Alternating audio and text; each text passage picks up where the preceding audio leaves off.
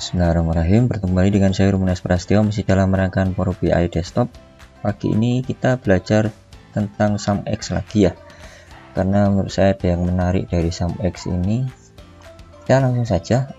Untuk rekan-rekan nanti yang masih atau baru belajar Power BI dan saat buka file yang di download nanti error, silahkan diperbaiki untuk URL filenya ya. Jadi di sini saya memulai dari awal sehingga rekan-rekan bisa membuat Power BI-nya sendiri dengan step-step yang ada di saya nanti. Jadi tidak melulu ngambil file dari saya kemudian membuka, karena memang nanti karena URL-nya berbeda pasti akan timbul error di sana. Oke, kita mulai saja. Ambil dari Excel ya, get data, kemudian saya pilih pada file Excel. Kita arahkan pada folder kita ya, folder kebetulan saya mempunyai folder yang sudah saya buat di folder download dengan nama SumX bagian kedua. Kemudian saya double klik, saya import untuk file Internet Sale Simplify. Di sini saya klik, kemudian saya klik open, maka Power BI akan mengambil datanya di Vertipex, disimpan di memorinya. Kita tunggu sebentar, nanti kita akan mainan dengan si data di Fax Internet Sale. Saya centang dulu untuk Fax Internet Sale, saya tidak akan melakukan editing apapun, saya klik load. Oke, yang pertama setelah terload nanti, oke, tunggu sebentar.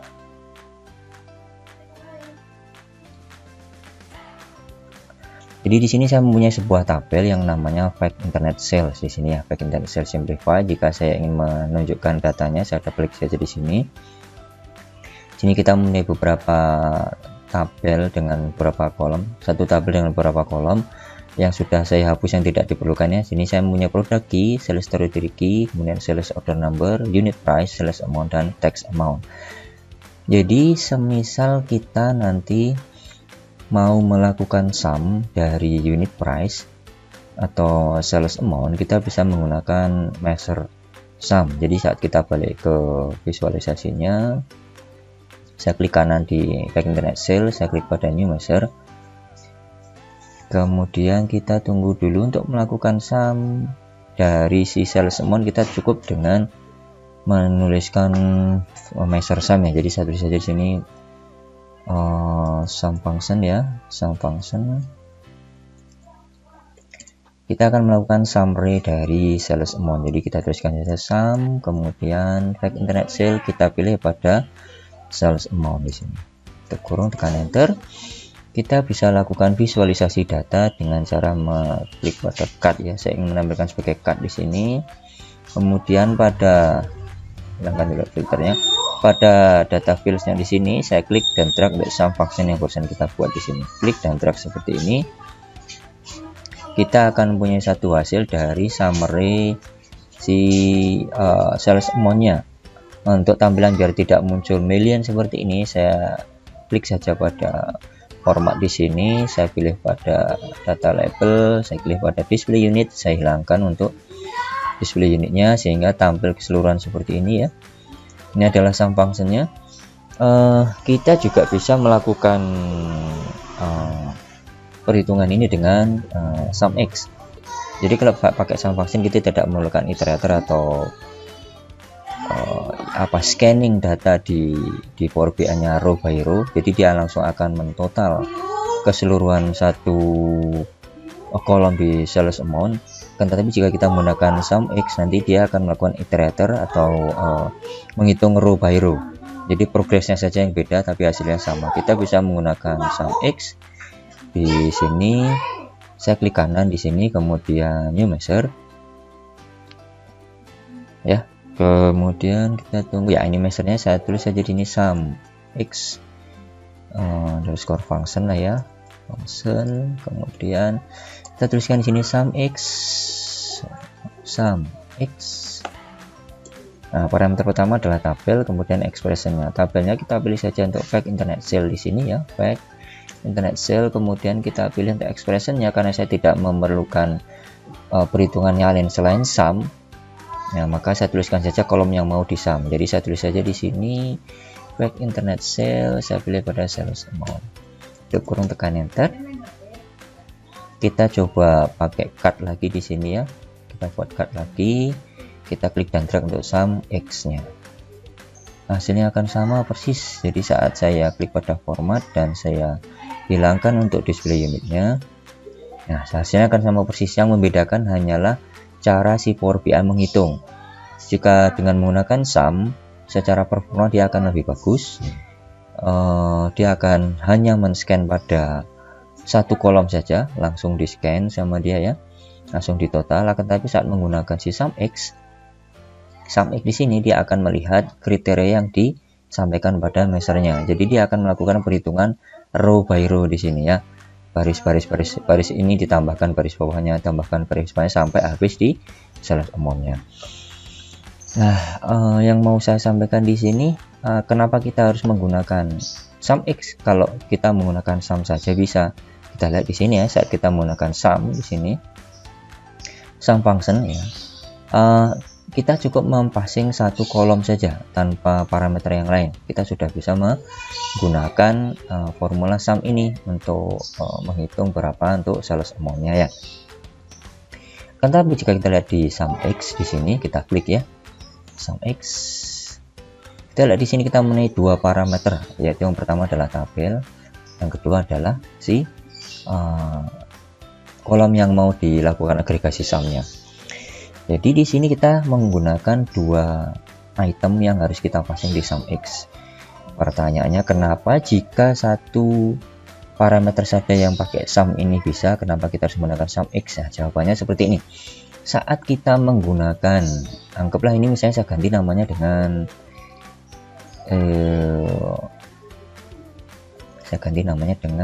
sum sales amount ya, sum score sale amount ya, AMT lah ya, seperti ini.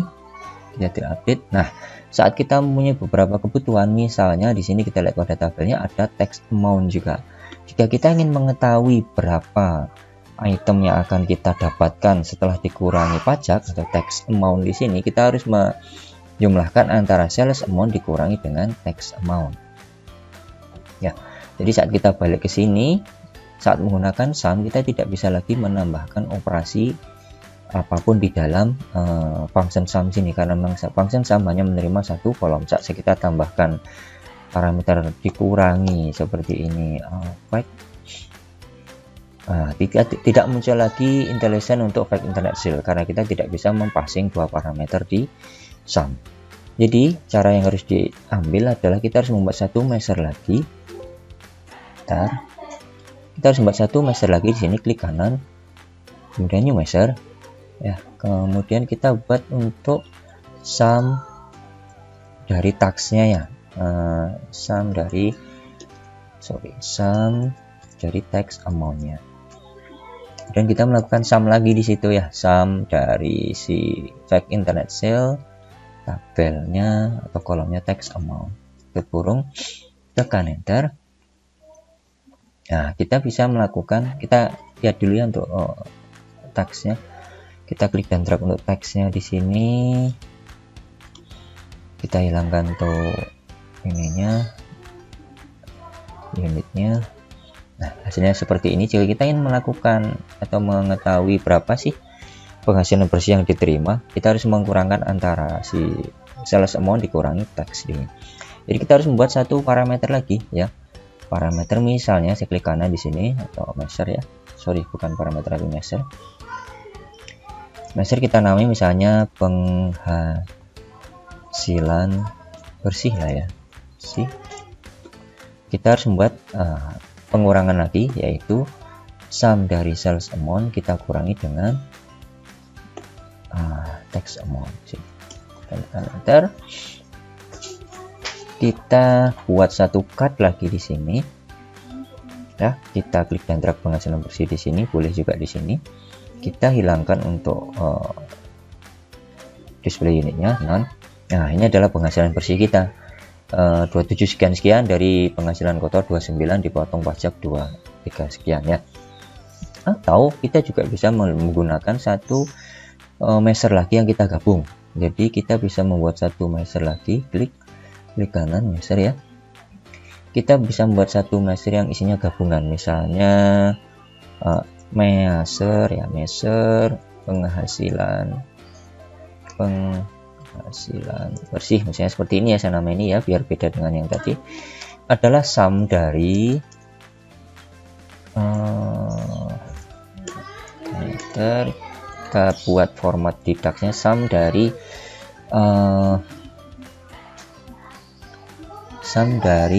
sales amount. Mana sales amountnya? Sales amount seperti ini, kemudian kita kurangi dengan sum dari si fax-nya, text-nya, text amount-nya. Tutup kurung, kita bisa tekan enter. Kita coba sandingkan apa yang sudah kita buat. Cut lagi di bawah sini ya. Kita coba buktikan. Hasilnya harusnya sama persis seperti yang kita buat tadi. Data label, display unit, none. Ya, hasilnya sama persis. Jadi dengan menggunakan sum satu persatu kita bisa menggunakan measure. Untuk sales amount-nya dikurangi text, kemudian kita bisa mengurangkan measure dikurangi measure tadi ya. Kemudian kita juga bisa menggunakan gabungan dari measure yang tadi, yang di sini ya, yang kita buat sum dari fact sales amount dikurangi sum dari fact text amount tadi ya. Nah, sekarang kita bahas mengenai si sum x nya. Jika kita menggunakan sum x karena dia sebuah iterator atau men-scan dari row by row yang ada di sini, si sum x bisa mengurangkan sales amount ini dikurangi text amount, baru kemudian langsung dijumlahkan. Dia melangkah lagi ke baris berikutnya, sales amount dikurangi text amount ditambahkan lagi dengan baris atasnya, bergerak lagi ke bawahnya, demikian seterusnya sampai habis, sehingga kita tidak perlu menggunakan beberapa measure untuk mengetahui berapa penghasilan bersih kita. Jadi saat kita menggunakan sum x untuk mengetahui penghasilan bersih, kita cukup menggunakan satu measure, klik kanan new measure ya. Kita tulis saja di sini penghasilan PB saja ya, penghasilan bersih untuk formula sum x ya. Nah, kita cukup mempassing formula sum x nya. Yang pertama dibutuhkan adalah tabelnya masih sama, fact internet sale ya. Kemudian kita tambahkan di sini expression yang mau kita buat. Jadi expressionnya adalah sales amount dikurangi dengan pajaknya tadi, atau tax amount.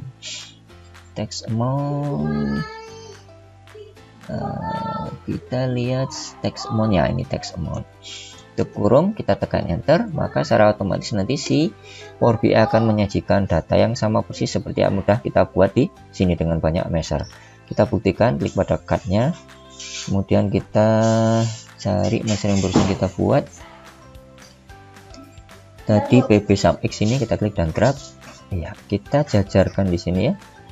Kita hilangkan untuk data labelnya, auto, none, hasilnya adalah sama persis. Jadi dengan menggunakan si sum x di sini kita juga bisa mengetahui beberapa formula atau agregasi pada tabel kita cukup dengan menggunakan satu measure.